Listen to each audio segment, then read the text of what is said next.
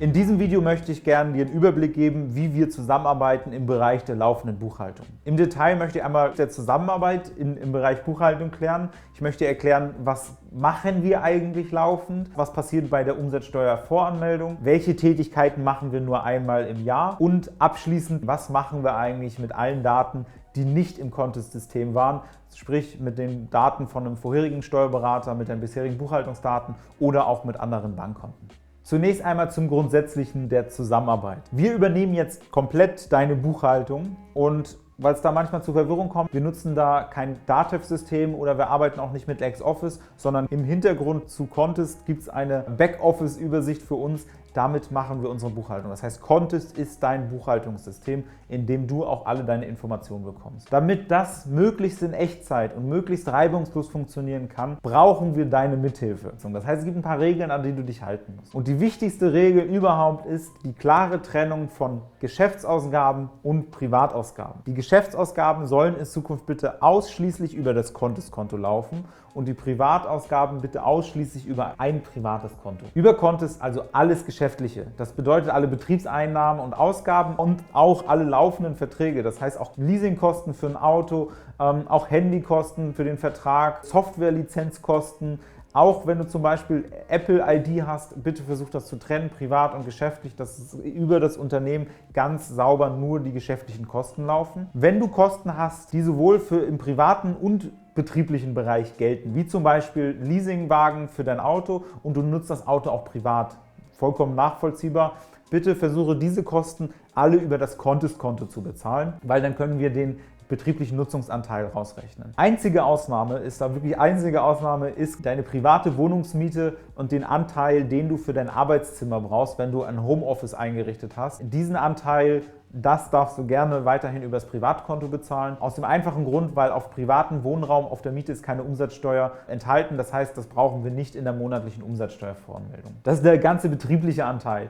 Dinge, die wir aber auf der anderen Seite denn bitte nicht mehr auf dem Kontist-Konto brauchen, sind private Ausgaben. Sei es der Wocheneinkauf, das Essen gehen mit der Familie, Geburtstagsfeiern für Freunde und Familie oder Urlaubsreisen. Das sind alles bitte Ausgaben, die du in Zukunft nicht mehr über das Kontist-Konto abwickelst, sondern ausschließlich über dein privates Konto.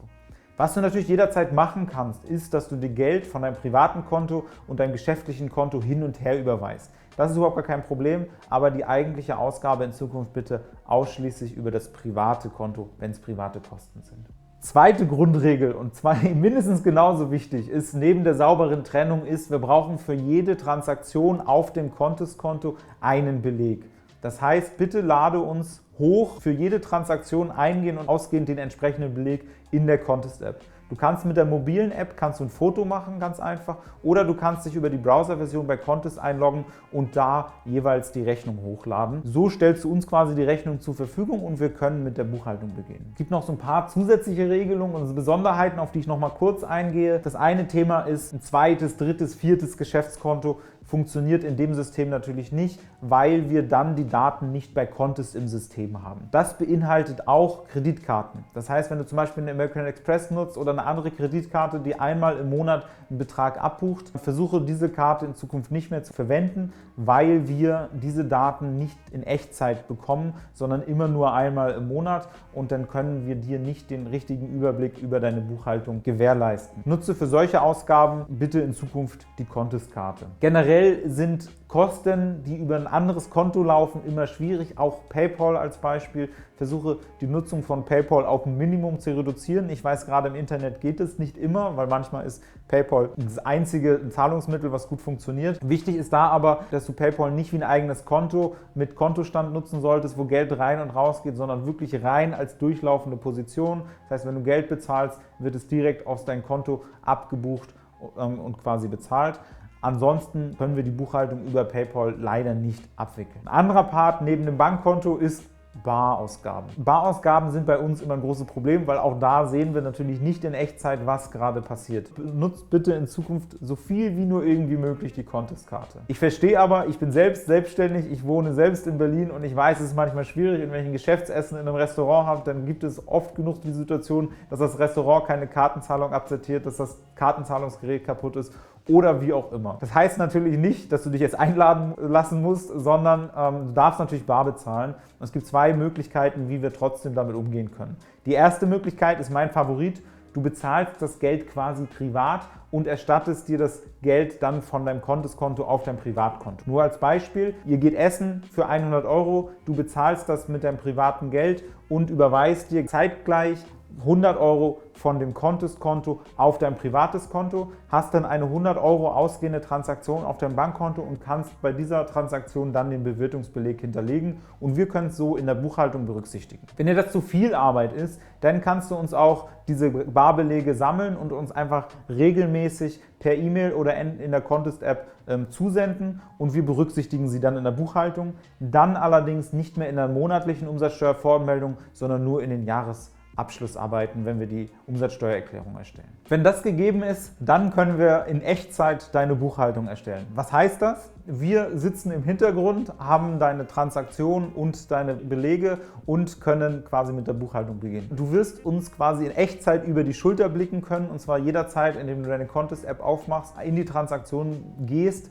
wirst du immer sehen, was wir da gebucht haben. Um beim Beispiel zu bleiben, deine 100 € Bewirtungskosten wirst du dann sehen, 100 € Bewirtungskosten mit beispielsweise vollem Steuersatz. Hier ist ein Hinweis besonders wichtig. Wir arbeiten natürlich laufend. Wir arbeiten auch mit automatischer Erkennung. Das funktioniert nicht immer 100% akkurat und es kann immer mal wieder zu Fehlern kommen und es kann auch sein, dass wir Dinge ab und zu mal neu kategorisieren. Das liegt daran, dass wir quasi Automatisierung arbeiten und anschließend aber nochmal korrigieren. Deswegen lass dich bitte nicht verrückt machen, wenn du eine Transaktion siehst und die ist nicht richtig gebucht. Du kannst uns in der Transaktion jederzeit eine Nachricht schicken und Fragen stellen, aber so die finale Version kannst du ungefähr am 5. des Folgemonats erwarten. Dann kannst du gerne in deine Buchhaltung reingehen, gucken, wie wir es gebucht haben und uns quasi nochmal schauen, wie wir es gemacht haben, Fragen stellen und zum 10. werden wir dann jeweils die Umsatzsteuervoranmeldung übermitteln. Wenn der Monat oder das Quartal vorbei sind, bereiten wir die Umsatzsteuervoranmeldung vor. Die ist immer fällig am 10. des Folgemonats. Das heißt, für den Januar 2021 müssten wir bis zum 10. Februar die Umsatzsteuervoranmeldung vorbereiten. Wir bereiten alles vor, buchen alles, anschließend geht nochmal ein Steuerberater drüber, guckt, ob alles richtig verbucht wurde und dann übermitteln wir die Umsatzsteuervoranmeldung an das Finanzamt. Von dir muss da überhaupt gar nichts mehr gemacht werden. Sobald wir es übermittelt haben, am 10. bekommst du eine E-Mail, an der wir dir mitteilen, ob eine Steuererstattung oder eine Steuerzahlung aus unseren Berechnungen herausgekommen ist. Den Echtzeitüberblick siehst du ja jederzeit in deiner Contest-App. Das Einzige, was du noch machen musst, ist am Ende die Zahlung ausführen. Wenn du das auch nicht machen möchtest, können wir dir gerne dabei helfen, ein Lastschriftmandat beim Finanzamt zu hinterlegen. Das musst leider du machen, weil dieses Lastschriftmandat muss einmal unterschrieben werden. Wenn du aber Interesse hast, dann schreib uns eine kurze Nachricht und wir bereiten dir das Schreiben einmal vor und ermitteln das nach der Unterschrift auch gerne ans Finanzamt. Wenn das Jahr vorbei ist, dann stehen die Steuererklärungen an, sprich die Einkommensteuererklärung, Umsatzsteuererklärung und gegebenenfalls die Gewerbesteuererklärung.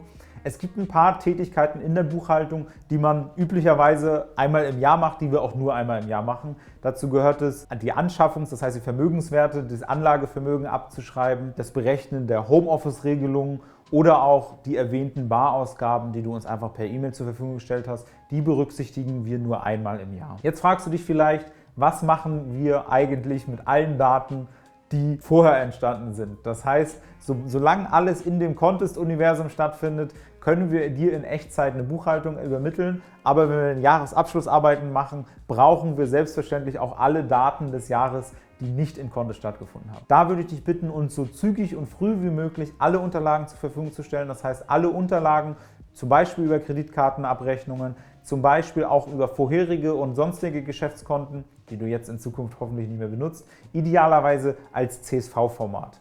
Und auch die Buchhaltungsdaten, du kannst uns gerne jederzeit die Buchhaltungszugänge geben zu deinem Online-Buchhaltungstool, aber auch Daten von dem vorherigen Steuerberater, idealerweise im DATEV-Format. Das ist für uns wichtig, dass wir auch diese Daten natürlich berücksichtigen können und ja, in deiner Einkommensteuererklärung berücksichtigen können.